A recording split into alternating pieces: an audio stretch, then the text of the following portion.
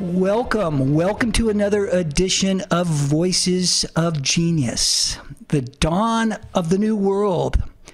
I am excited to be here today with a dear friend who is doing cutting-edge work on the leading edge of science and spirituality and the role that consciousness plays in creating optimal states of health and wellness. Well, there's no getting around it, folks. The state of the human condition is not well. And the state of our potential for optimal health and wellness has never been better. Today, we're going to focus on the latter. And if you think about it, we have had traditions that are Western medicine and traditions of Eastern medicine, and a whole host of philosophical and spiritual traditions that have guided our health over the ages. And to that last point, we have ancient cultures and a select few that actually walk the planet now. They're called the immortals, who practice spiritual medicine. The shamans over the millennium lived and thrived with the medicines provided by Mother Earth. And now there's much talk about the convergence of new medical science and ancient spiritual practices and spiritual science. And as a person that, cares deeply about the health of my body and my emotions and mind and spirit, I want to know the facts. I don't want junk medical science to tell me how to live and die. I don't want abstract and non-specific ideas and wisdom to dominate my decision-making process around my health. I want to know those facts. And as a matter of fact, I don't know about you folks, I am no longer willing to give up my power to doctors and healers. Today, I want to invite you to explore a new story about your health, a story of your choosing, a story that is defined by you, because I believe that if we don't take our power back to run our lives will be powered by those who have their own self-interest in mind. And I wanted to have Shamini today to come here because she is, bar none, the foremost leader in bringing forth our new story of health and wellness. And Dr. Shamini Jain is the founder and CEO of the nonprofit Consciousness and Healing Initiative, a collaborative accelerator of scientists, healers, artists, educators to help lead humanity to heal themselves. She is also an adjunct member of the UC San Diego, a very prestigious university school here in California. And she's also received numerous awards for her published studies on the biofield and healing practices and meditation. Folks, she integrates clinical psychology and psycho-neuro-immunology. Well, wow, that's a big one. Whoa, I want to hear more about that. Also, what I think I found so unique about Shamini is she's a deep practitioner in the healing arts, a wonderful vocalist. Love your vibe. And an East Indian spiritual practitioner who shares with others how they can best heal themselves and live joyfully, fulfilling their lives to the greatest fullest and supporting their families, communities, and the planet. Now, Shamini speaks and teaches at diverse venues, including TEDx, universities, conferences, hospitals, and retreat centers. Her award-winning book, Healing Ourselves, Biofield Science and the Future of Health, is available right now. It's a bestseller, And I highly advise all of you, check it out. It's a game changer in many ways. And I do want to add, and I don't want to be remiss, but she's a wonderful mother to two beautiful children and a great earth steward who has dedicated her life to making our planet a better place for generations to come.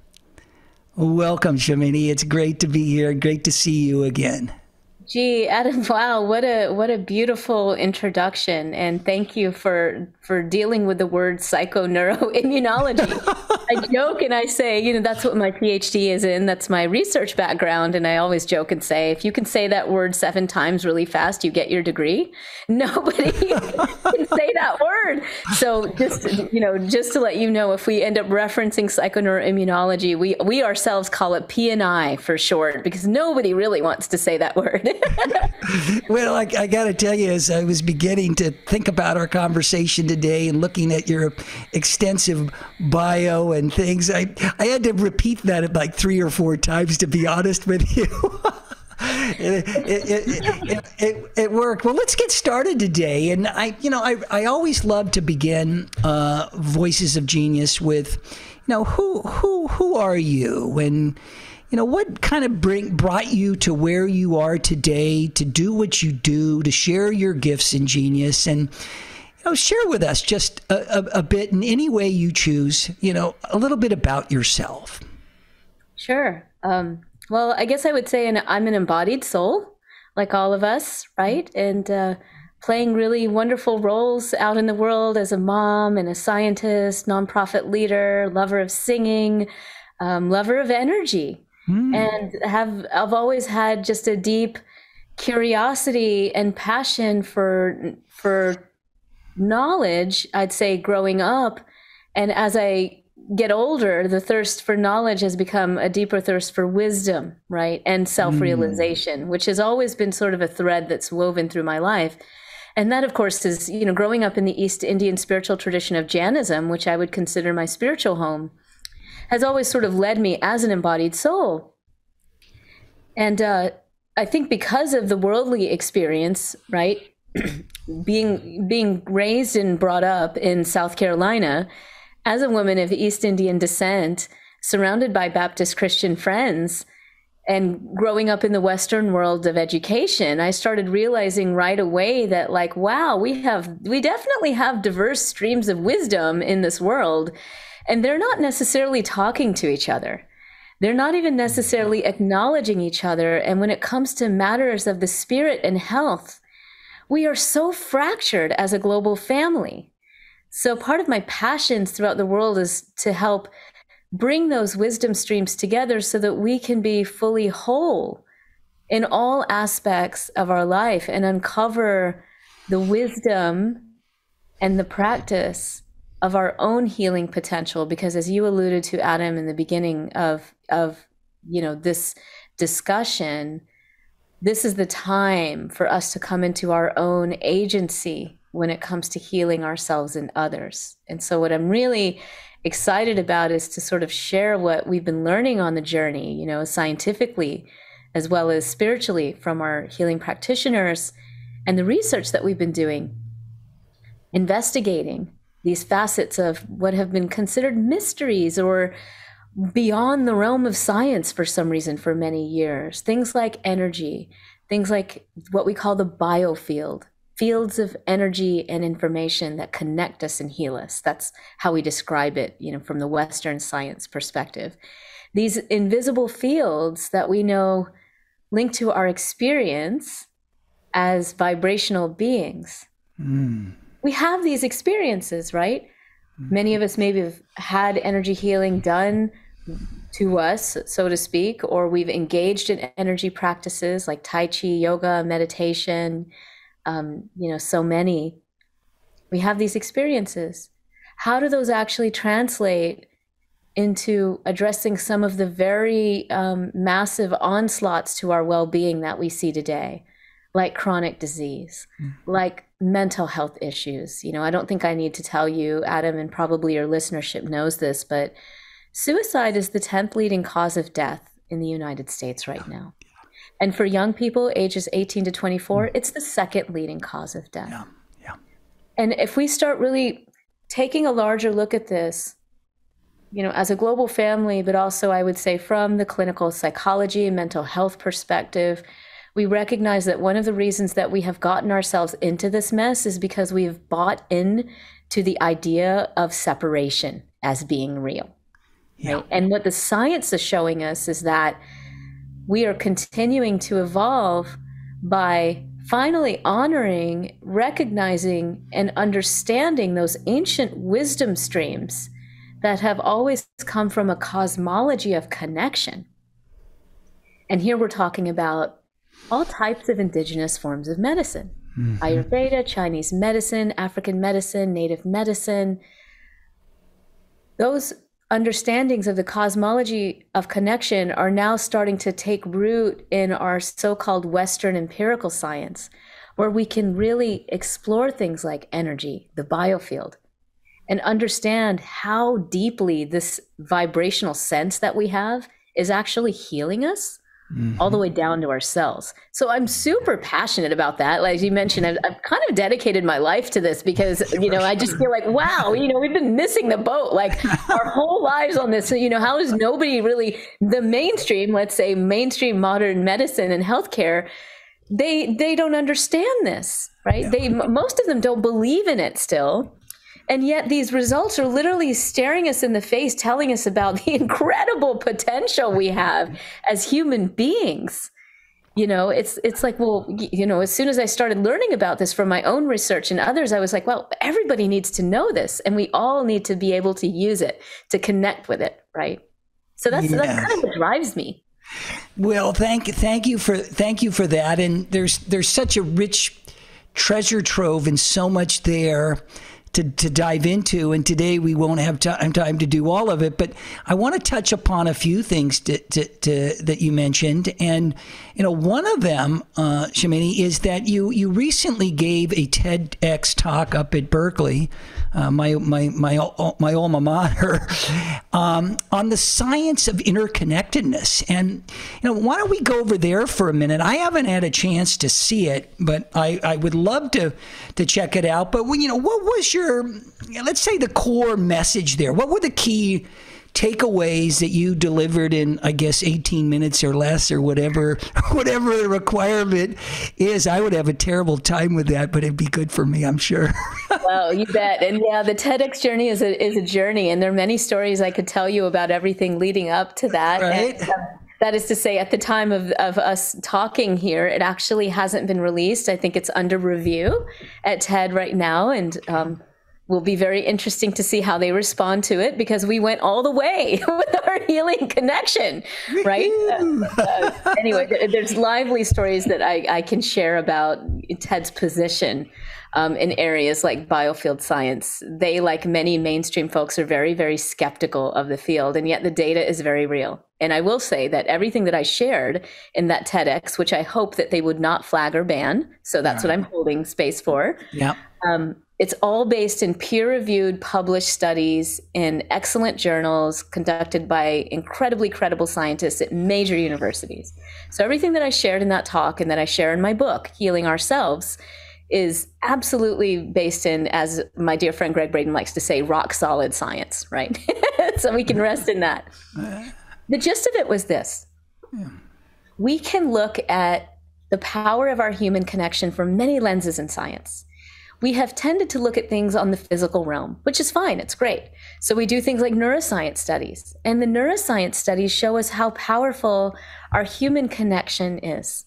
For example, the neuroscience studies show us that the same brain regions that light up when we experience physical pain also light up when we experience the social pain of rejection, for example. So when we have the experience of feeling separated, feeling rejected, our anterior insula will light up, you know, and as well as the other areas of the brain, right? So it's very interesting, but it doesn't stop there, because we also know from these neuroscience studies, many of them conducted, for example, at UCLA, that if a friend is witnessing us in pain, the same areas of the brain will light up in them. So we've heard of mirror neurons. Maybe lots of people have heard of that. But they will literally, in their brains, express the same sorts of shifts, which we would, think is reflective of their consciousness, of course, as if they were experiencing the pain, because that's how empathy works. So we've always had a sense of this, right, on the physical level. And the good news is, of course, when we comfort people, whether they're experiencing physical or emotional pain, that's very real too, down to our neural firing levels. And so we see reward centers light up. We see the areas related to pain, whether it's social or physical, decrease. So that's all great. That's kind of mainstream neuroscience, right? Mm-hmm. But where we, really start to explore the power of our connection is when we look at biofield science. So again, what is biofield science? It is the study of the fields of energy and information that connect us. So we're literally looking here at the energetic connection. Mm-hmm. And a lot of the ways we do this is to study healers, to study healing connection. And as it turns out, there are many, many, many published studies in this field, conducting studies by many different types and forms of healing over the years, laying on of hands, healing touch, Reiki, therapeutic touch, many, and indigenous forms of healing are part of this as well. And when we look at that data, we began to realize how important and powerful the energy of our compassion is. Because what these studies are showing is that simply by being in compassionate presence, of course, being trained in compassionate presence and how to properly channel the currents of compassion so that we recognize that we are conduits. We're not pushing our energy out. We're allowing for the energy of the divine to literally come through us, reconnect a person to their, quote, higher self, soul, spirit, God, however they experience that larger sense of self. And that realignment with spirit through often the sensing and the clearing of energy in the body as the healers see it is incredibly powerful.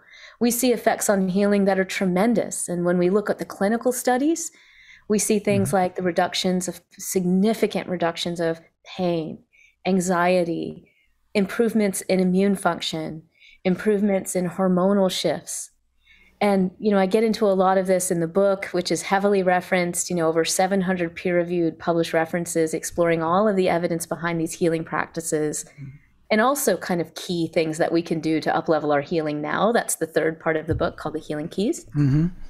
When we look at all of that data, we realize that even when we look at the cell and animal studies where, supposedly placebo isn't a factor, which is a whole other set of lively conversation about what placebo really is, what we recognize is that the energy affects us certainly spiritually, emotionally, interpersonally, but also all the way down to ourselves. So these recent studies that have been published by MD Anderson Cancer Center, investigators and others are showing that a person's vibration, their healing presence, and their healing energy can impact the spread of cancer in the body all the way down to the reductions of inflammatory cytokines in the body, which are immune transmitters, cell subsets, and even cell signaling.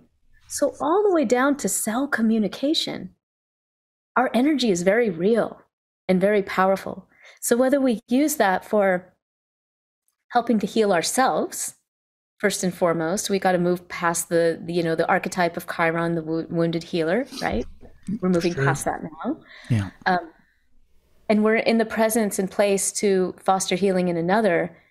It's very real. And it literally, kind of turns the apple cart upside down for much of mainstream health and medicine, which is why there has been kind of a real resistance to this, right? This is huge. Absolutely. It's about time. Let's do it. Shifting, right? Like we get it.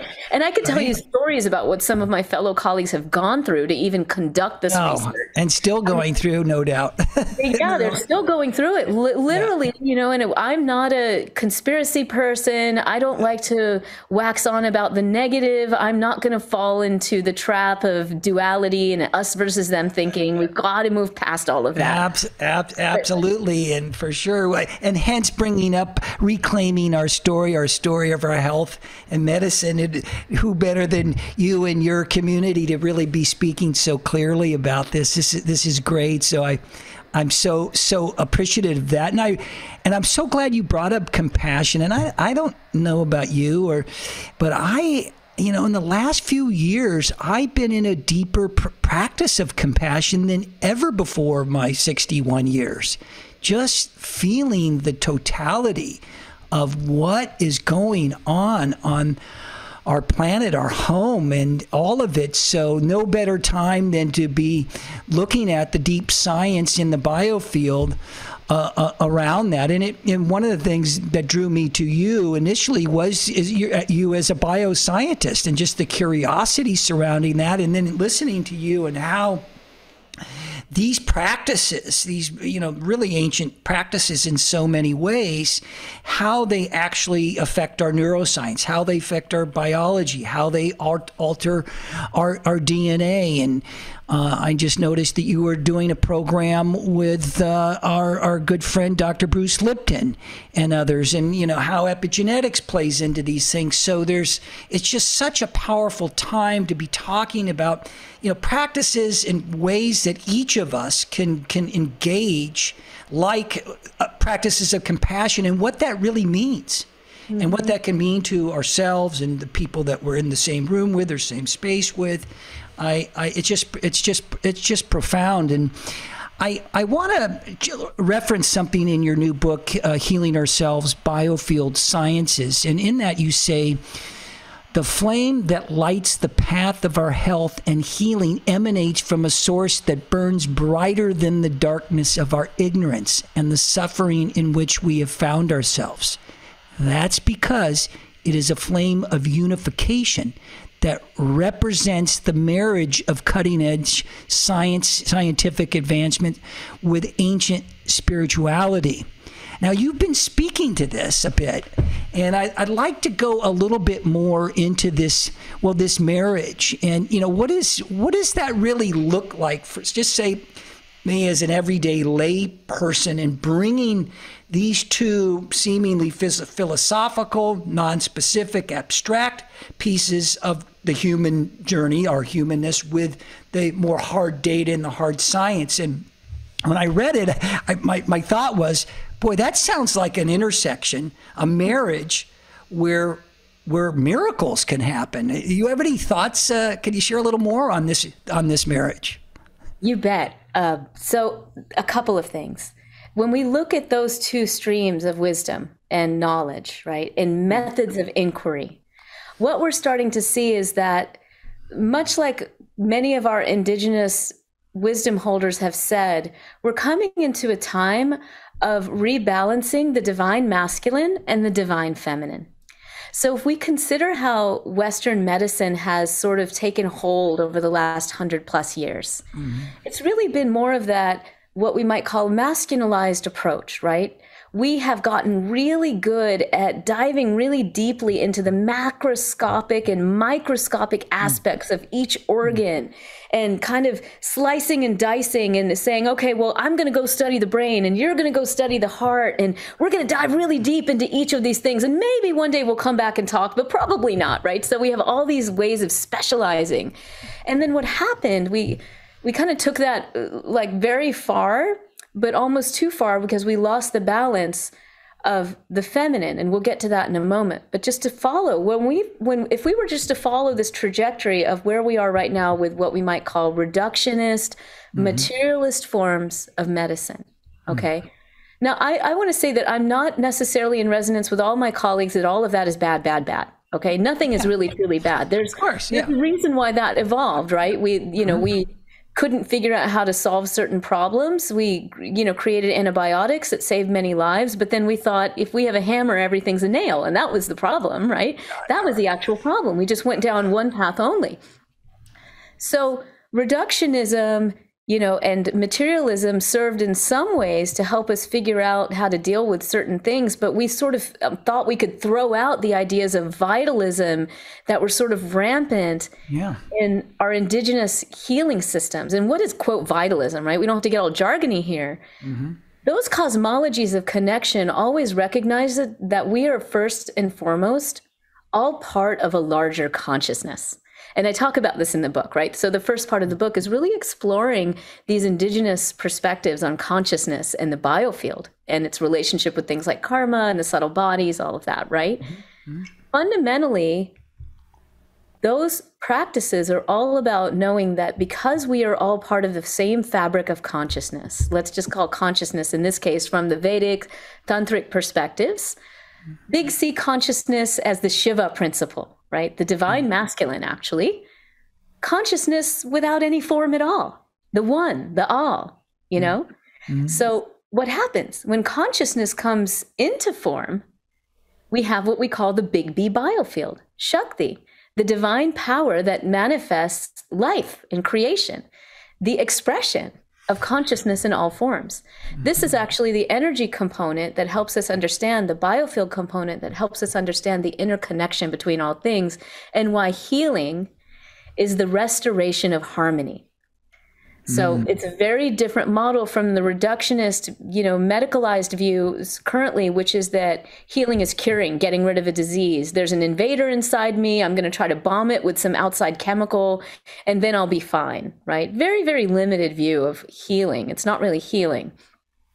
From the indigenous perspectives, we always knew that healing was a restoration of harmony.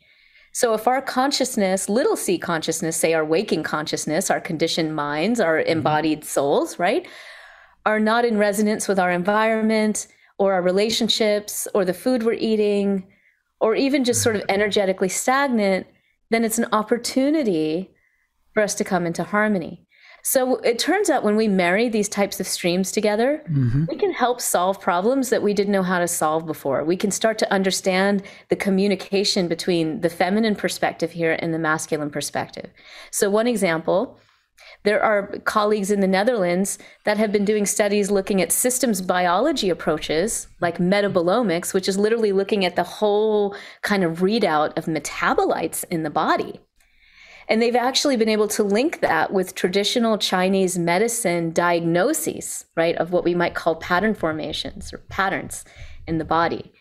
And by doing that, they've been able to tell that, like, oh, if someone has a particular constitution, say in rheumatoid arthritis, that is more in the heat category, it's interesting because they have specific metabolites that are expressed differently versus those in rheumatoid arthritis that have more of a cold expression based on Chinese medicine. Their metabolite pattern is completely different. Why does that matter? Because now we know not all rheumatoid arthritis patients are the same, right? They're treated differently. The prescriptions would be different to bring those two types of people into harmony. So this is part of the payoff of marrying these streams of wisdom, right, of the healing arts. And so it doesn't mean that we have to throw one completely away. We just have to bring them back into balance. Yes, love that. Healing is the restoration of harmony. And harmony is the prerequisite, of course, for love. The love of our lives, the love of each other, the oneness of who we are, and ultimately optimal health and wellness. So you hit it, Adam. At the end of the day, the vibration that heals is love. It's really that simple. Indeed. And, further on in your wonderful book, and I love how you laid out those three parts, and then you got really into the third part, so into the practical and the pragmatic. And before our time runs out, I do want to touch on that third piece because that's essential. We can have all this knowledge and wisdom, all this thing, and data, but what are we doing with it, of course? But you later go on to say that science and spirituality are really not separate. They're simply different languages and approaches to understanding the truth. And that's truth with a capital T, folks. And of course, that's a big statement. And again, you've been sharing this place of integration, this place of unity of science and spirituality. And but I want to talk, just kind of go into this piece. Why is that the truth? You're definitely walking a wonderful edge, and I love you for this, because this is one of the things that I think makes your work so vitally important as, let's just say, a pioneer in this space, and a pioneer in our new story, and reclaiming our new story of our own health and wellness. So, what is your sense of this as the truth, not a truth, but the truth? So big statement there. What do you say? It is, and I have to go back and look at the book and see whether it ended up being translated as the truth or truth. And here I will sort of rest on what I meant by that. Yeah, please. From the Jain perspective, we have many different principles that we live by. And the one that is most widely known to people who know about Jainism is ahimsa, or nonviolence. Mm-hmm. There's another one, too, that's equally as important in our times. And that's called anekantavada, which is non-absolutism. So it's not so much the truth, but that truth is relative and comes from many perspectives. So in that way, where we've often felt like it's got to be either this or that. One path is right, one path is wrong. Science holds the answers to really understanding the truth. Or, the spiritual path is the only way. No, these are methods of inquiry, right? Yeah, yeah.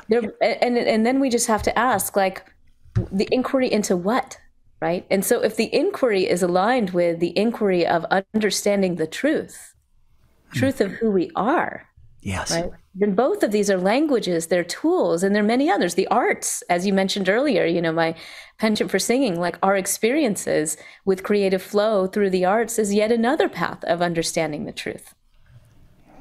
So the truth is relative, it's non-absolute, and there are many, many different paths. We don't have to put one on top of the other. And being a person who just loves integration by nature, I think it's really fun to look at these multiple pathways of exploring the truth and see where they link up, right? That's really fun. Ultimately, where does it lead us? It leads us back to our soul. It leads us back to the experience of love, the experience of the abundant flow of consciousness that streams through us and provides us with abundant energy to heal. For sure. And in what you said, there is an absolute truth, and that nothing is separate. Yeah. Science and spirituality are not really separate. That is absolutely the truth, because we are operating in a unified field, are we not? We're operating in our dimensionality simply here as earthly beings, but connected to the totality of the quantum field. There's so much to be explored there, but that's the main point that I think is so important that I want to emphasize here for what you shared, and the importance of that specific statement that you said. And I think it's important that we leave behind the old model of that reductionist type of materialistic type of science.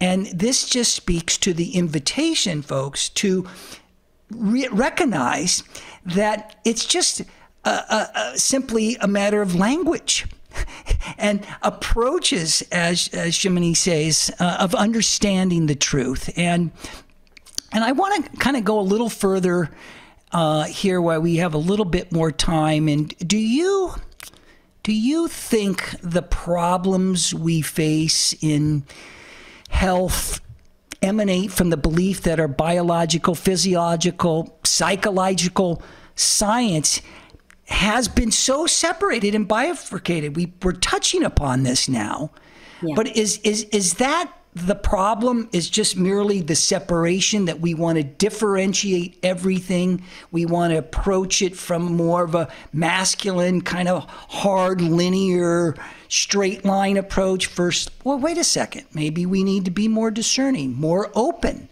and hence reclaiming the power for us to embrace the wholeness of who we are. Hopefully that made some sense. There's a question in there somewhere, but yeah, I kind of butchered it a little bit. Yeah. Not at all. No, I think what you're saying, Adam, what I got from what you were saying is maybe we've had this over focus on materialism, right? The physical body, the separation of the mind, body, spirit, all of these things. Like in general, like the human story is one where we have felt very disintegrated, yeah. Right? So part of our pathway forward in human evolution is first to reintegrate ourselves. And, often in my teaching, I find that, we have women that will say, I feel like I lost my creative self, or men that say that, I've lost this part of myself, I've lost that part of myself. So reintegrating that back in, recognizing that you are a sovereign, powerful being, and that every single facet of your being is actually powerful to manifest healing, whether it's spiritual, physical, emotional, interpersonal, and otherwise, right? All of it matters, and all of it is completely under your quote control, so to speak. Control is a funny word, but if you have agency, right? You do have agency over all these things. So that's really important. And then because we have been sort of focused on density is the word that is coming to mind in this moment as we're chatting. There has been a focus on the physical and the density of things. So sometimes we forget about the lightness of our being. And when we reconnect with the lightness of our being, we feel more of the interconnection between us, with us and nature, part of the earth, that yes, we can dive really down into the density of our being, but we can also dive into the lightness and flow of our being. And this is where doing the subtle energy work really helps. We can experience ourselves as subtle beings as well as dense physical beings. We're both of those, right? We can experience these gradations of subtlety. And there's a payoff in that, if we reorient ourselves to experiencing the subtlety within the physical body, boy, there's so much information there, and that information, can be used to help us on our life path, help us with our healing journey, help us to heal others. We just have to sort of tune into that. Well, absolutely. To move through and beyond the density through some of these great healing practices that have been around for the millennium, and I really like that because I as I was sharing initially, we truly are living in a world of, kind of diseased humans in so many ways, and that's not to be pessimistic. It's to just say that we become sick in our body, in our mind, and many of us suffer from deep traumas. And the data is the data, the facts are the facts. You reference what's happening to our youth and suicide rates and many other things. But as we kind of close out here, is there any additional kind of practical advice that you want to offer us at this time who are maybe struggling with some of these challenges? I mean, it truly is an extraordinary time of great earth changes. And, in other words, how can we really reclaim our story of health and wellness and actually be healthy and well? You bet. So a few things. As you mentioned, the third part of the book, the healing keys, we go into a lot of exploration of practices, and there's some keys for healing that we can use every day for ourselves. And these are keys that I've distilled down from energy healing practices, from spiritual meditation practices, and even clinical psychology, behavioral medicine. And I won't go into too much detail about those there, except to just sort of name them off and share that I do teach these in-person workshops. You mentioned, Bruce, we're going to be co-teaching a lot this year together. We're doing a program in Sedona coming up in June. Awesome. I'll be teaching about the healing keys in Esalen in July. And then Bruce and I will be teaching, I think, in London in September, I believe in Texas in November, and who knows what else will be going on throughout the year. So there are opportunities for this in-person collective learning with the energy. But the keys are simple. You can read about them in the book.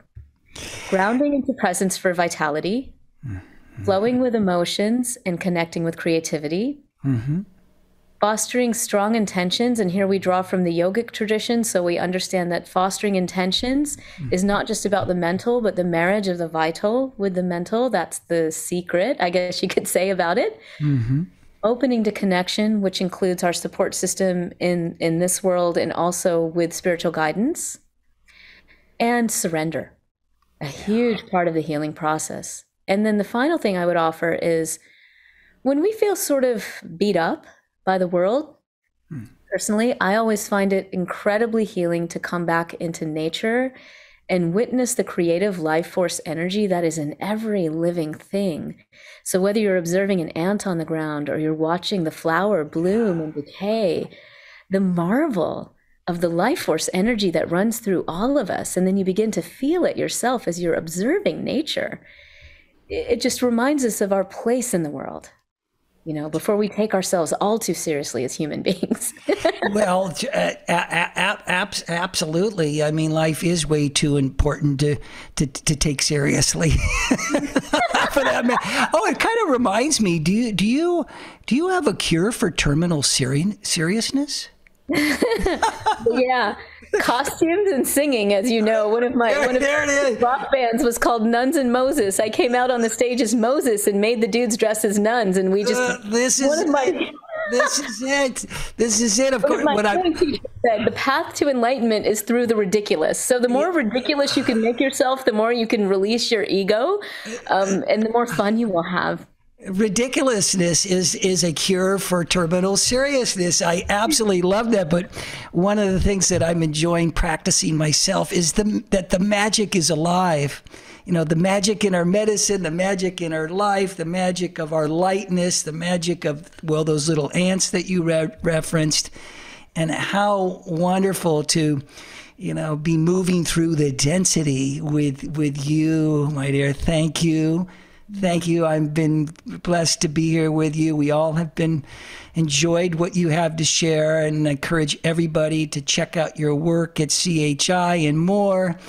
And at the same time, I'm inspired as I leave this call. I'm uplifted to feeling a deeper love of myself, of the life that I'm living, and the presence that I feel being a part of the human family, and to being with all of you right now, you know, during these incredible times of great earth changes that I feel there are the best and the most extraordinary times are now, and they're emerging. And this new story of ours is coming forth, and we each get to be co-authors of that. We get to embrace our agency with the divine or spirit or science, whatever that is for you, to fully live our greatest potential. So thank you. Thank you very much. Bless you. Thank you, Adam. Such an honor. Thank you so much. Such an honor. You bet. You take care. Thank you so much.